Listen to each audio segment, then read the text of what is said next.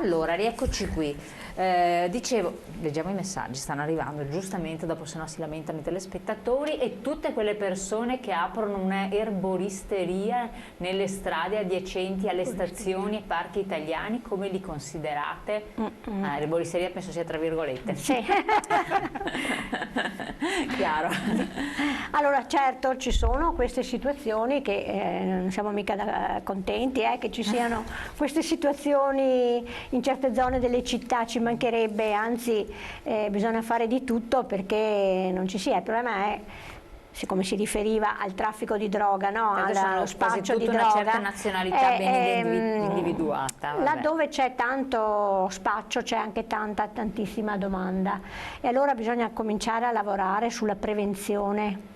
Ma i ragazzi con i bambini, con i ragazzi, no? Capire perché c'è tutto questo disagio sociale, individuale, per cui si ha bisogno di evadere, no? In paradisi artificiali per affrontare la vita, e questo è il problema. Poi dietro allo spaccio sappiamo quanta illegalità, no? Ci sono le mafie, c'è un mondo incredibile, e noi siamo i primi veramente come SPIE, come CGIL a voler combattere, insomma, queste situazioni, ci mancherebbe. Produzione del PIL, vedevamo prima, quindi di ricchezza da parte degli stranieri, che ovviamente stiamo parlando di quelli che pagano le tasse, che lavorano regolarmente, che sono inquadrati, che possono essere messi in regola, insomma, col sistema. Allora, il contributo, abbiamo visto dai dati, è importante ed è rilevante, e non considerarlo e non considerare che l'estensione dei diritti, la regolarizzazione di queste persone è un fattore economico positivo per il territorio è un ragionamento miope che aiuta a sconfiggere anche il fenomeno di cui parlava il messaggio precedente, perché è l'illegalità e l'essere un cittadino o una persona invisibile che ti porta a essere facile preda della malavita. Poi l'illegalità, il malafare, indipendentemente che sia dall'origine territoriale dalla quale proviene, e va combattuta con tutte le armi possibili. L'estensione dei diritti, la regolarizzazione di queste persone, il dargli la possibilità di essere, ripeto, persone visibili e non invisibili, le sottrae a questo mondo, a questo mondo grigio. Per questo, siccome le migrazioni non possiamo fermarle, perché non è oggettivamente pensabile di fermarle, che sia perché costruiamo un muro, che sia perché mettiamo qualcuno a bloccare le navi, continueranno, perché fanno parte della storia del mondo, e la globalizzazione non ha fatto che amplificare questi fenomeni, e lo sfruttamento che c'è di alcuni territori non fa che amplificarli.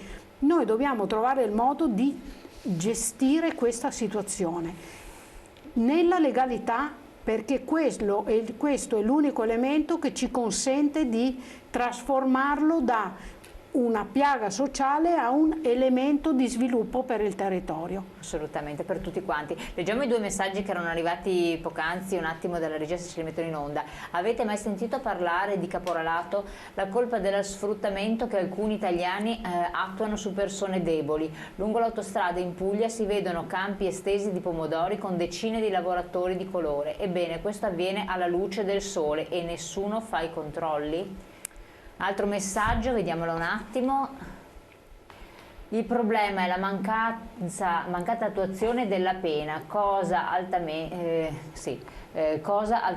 volta da certi governi. Li prendono, ma 24 ore dopo sono liberi. Questo era relativamente alla delinquenza, sì, e certo. al fattore, ma questo è vero, i spacciatori prendono, dopo vanno fuori, o chi delinque è fuori, certezza della pena zero, quindi, e però il problema gravissimo, tornando al caporalato, esiste. Esiste anche qua, esiste qua. Anche qui da noi. E appunto l'altro giorno c'è stato questo arresto nel Rodigino, no? del Polesine, in cui c'è in molti... Assolutamente sì, è molto...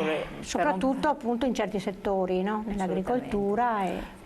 Parliamo poi delle cooperative che sfruttano tantissime signore pagandole pochissimo, straniere soprattutto, e anche quelle poche italiane che sono costrette a ricorrere. Sì. E quella è un'altra forma di sfruttamento, anche questo purtroppo. Pensiamo ai fatti di cronaca legati al sito di Porto Marghera.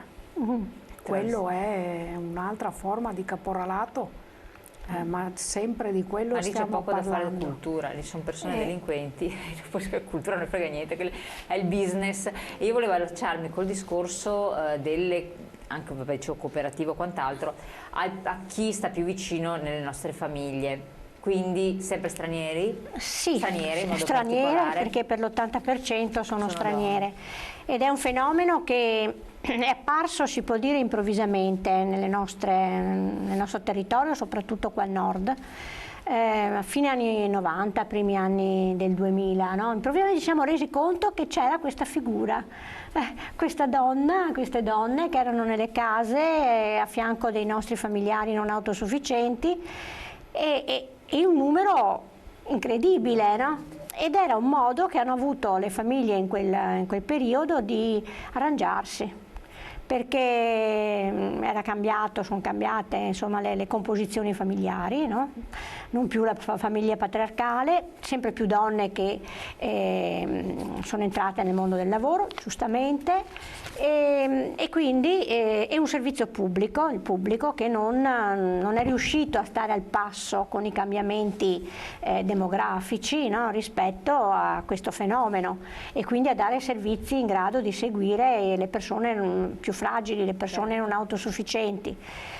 Strutture di ricovero, case di riposo, il numero assolutamente irrisorio, ma d'altra parte là c'entra anche un altro problema, il costo elevato. Non adeguatezza delle strutture, secondo me, per le esigenze. E quindi soprattutto nei primissimi anni queste donne erano proprio delle persone invisibili, in nero, la stragrande maggioranza, e poi però un po' alla volta, proprio perché era emerso in maniera forte, in maniera evidente questa cosa, si è anche provveduto ad adeguare i contratti delle colf, inserendo la figura anche dell'assistente familiare, che sarebbe poi la cosiddetta badante, proprio quella che segue le persone più in difficoltà, e via via ha anche cercato di venire incontro, perché l'anomalia di questo rapporto di lavoro è che il datore di lavoro è magari la persona non autosufficiente o familiare, no? Non è come un'azienda,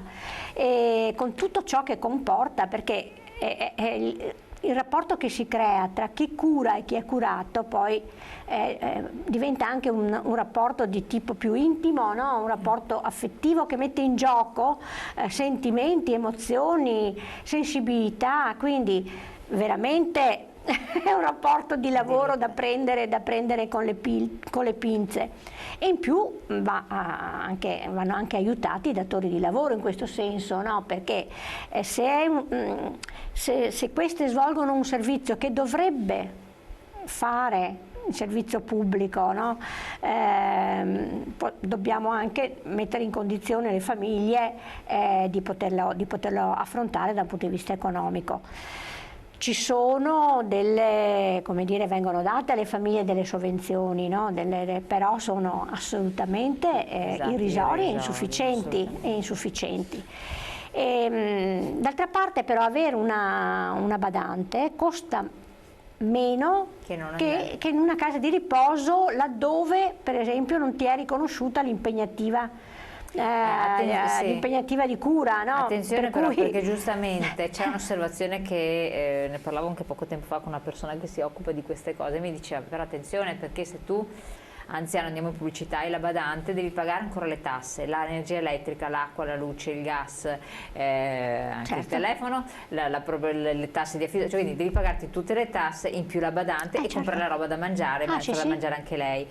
Per cui faceva due conti alla mano, ma ha detto guarda il totale equivale al totale di là, perché di là ti liberi anche eventualmente dell'immobile, ci sono delle forme di... Per cui per giustificare parità, siamo a parità di costi, e lì poneva delle grandi riflessioni, delle considerazioni da fare, punto di domanda, però effettivamente è vero, il tasso condomini, sì, le spese condominiali, perché lavorano in questi condomini che ti arrivano... Allora, vabbè, questa è una riflessione, dobbiamo andare in pubblicità velocissimi, poi vediamo anche tra l'altro i numeri perché sono estremamente importanti con le altre nostre slide di supporto e diamo la parola alle nostre esperte, tra poco.